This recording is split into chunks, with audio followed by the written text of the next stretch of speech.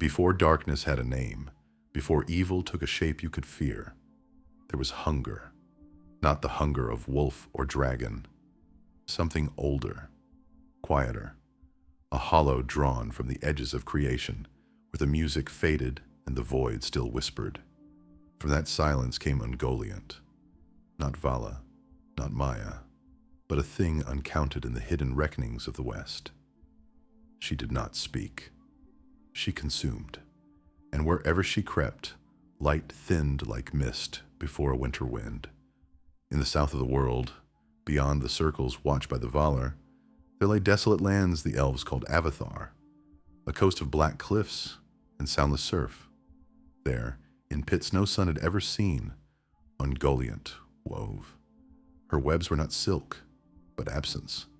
Veils of unlight so dense that stars went out behind them.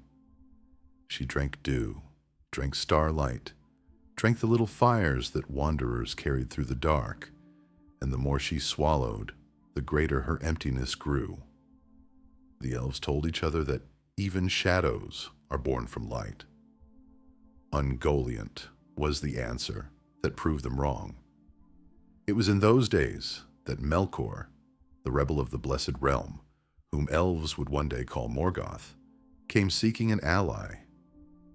He had fled judgment, wearing hatred like armor, and he needed a darkness deeper than night to hide his hand.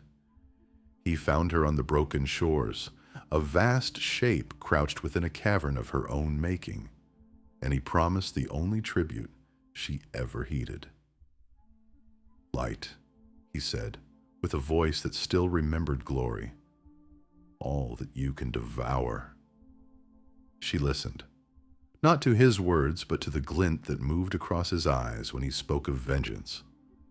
For in that glint was the memory of the Two Trees of Valinor, the living wellspring of the world's radiance, Telperian silver, Laurelin gold, whose light spilled like water through the gardens of the West. Ungoliant trembled, and the webs around her thrummed like harp strings before the stroke. They made a bargain without oaths. She wrapped him in a cloak of night so thick that the world itself forgot he was there. No moon marked their path. No star dared fall upon their road. Together they went north, then west, then upward through the silent passes, where even the wind keeps counsel. And wherever Ungoliant passed, colors drowned, sounds dulled, and the very air seemed to recoil. At last, above the golden lawns and white halls of Valinor, their shadow pooled. The Valar feasted and sang, unsuspecting. Beyond the walls, the two trees breathed in their slow rhythm, silver dimming as gold rose, gold softening as silver bloomed again. The world kept time by their pulse. Ungoliant pressed her hunger to the earth and tasted the light that fell there. It was sweet and living and endless. She shuddered, and the ground answered. This was no errand of theft, no petty spite. It was a wound prepared for the heart. And in that poised silence, between breath and blade, between promise and ruin, the Devourer of Light uncoiled.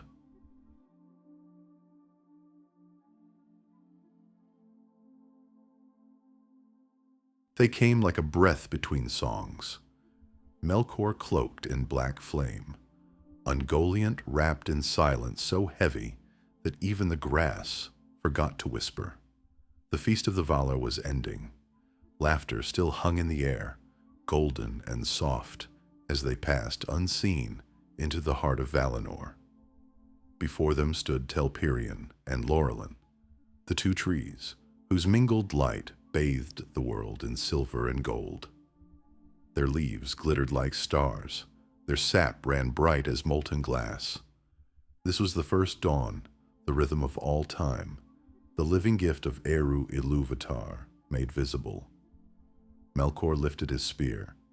He struck once, twice, and the song of creation faltered. The light of the trees trembled, and their roots screamed as the shadows crept upward like frost. Then Ungoliant moved. Her form unfolded, a vast silhouette of legs and void, taller than towers, deeper than night. She fell upon the wounded trees and drank. Every drop of radiance, every particle of life she devoured. Silver dimmed, gold curdled. The air itself seemed to collapse into her. From her belly poured webs of darkness, veils so absolute that the Valor's torches guttered out. The world went blind. No sound, no color, only hunger. She drank the light until the grass turned black, until the flowers shriveled, until even the shadow of Melkor vanished within hers. When she finished, nothing remained of the trees but pale husks, glimmering faintly in their own deathlight. Their last breath became tears in the hands of Yavanna and Nienna, who wept beside the roots. But even their sorrow could not pierce the void Ungoliant had woven. And still, her hunger grew. She drank the wells of Varda's dew, swallowing every reflection of starlight she could find. The jewels of Valinor, scattered from the vaults of the gods, she lapped up like drops of honey, and their light vanished into her vast and empty form. Melkor watched, trembling between awe and terror, for the thing he had summoned no longer obeyed him. She was larger now, her darkness spreading in tendrils that reached across valleys, choking color from the sky. Even he, the black enemy of the world, felt small in her presence. Then he fled, northward into the wastes where light dared not go. Ungoliant followed, slowly, deliberately, her hunger whispering in every footfall. Upon his breast, Melkor carried the Silmarils, the 3 jewels wrought by Fëanor, holding the last unbroken light of the 2 trees. Within them still burned the soul of creation itself. Ungoliant smelled them before she saw them. Her voice came like the grinding of stone on bone. "Give them to me." Melkor hesitated. For the first time since his rebellion, he knew fear. And in that pause, the world itself seemed to wait, caught between the ruin already done and the ruin yet to come.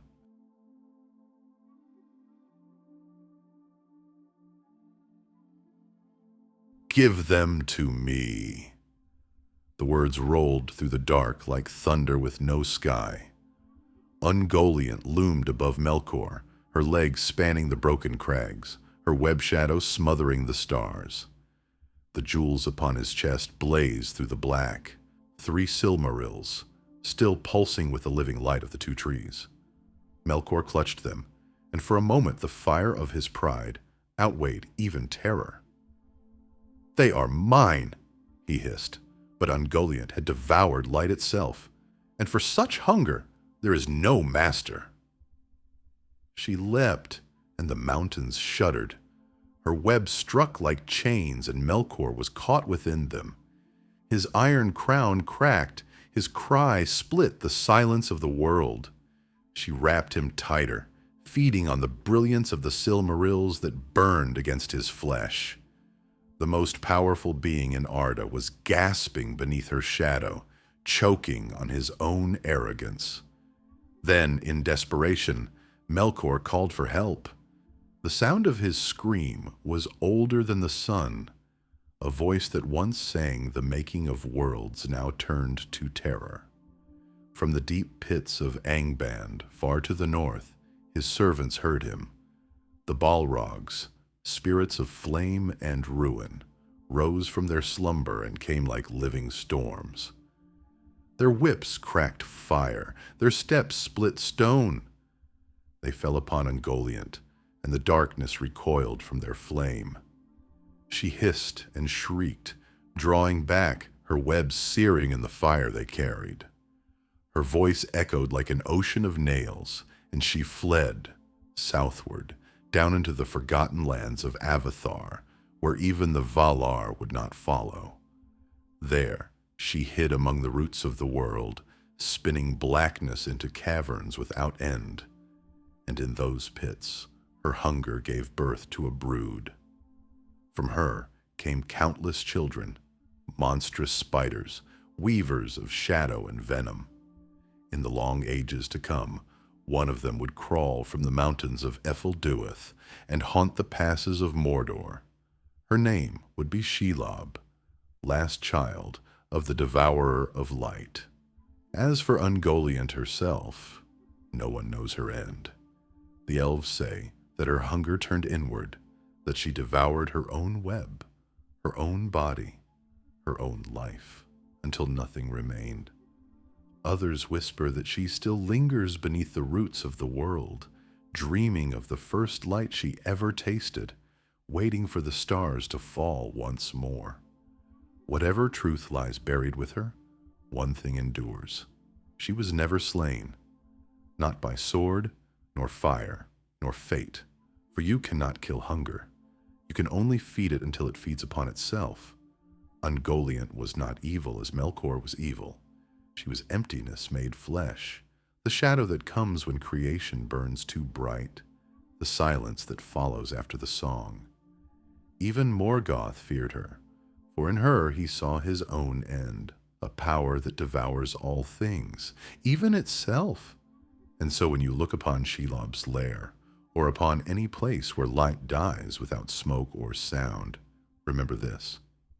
Long before the One Ring was forged, before Sauron's tower rose, before elves or men spoke the name of darkness, there was Ungoliant, the hunger without end, the devourer of light.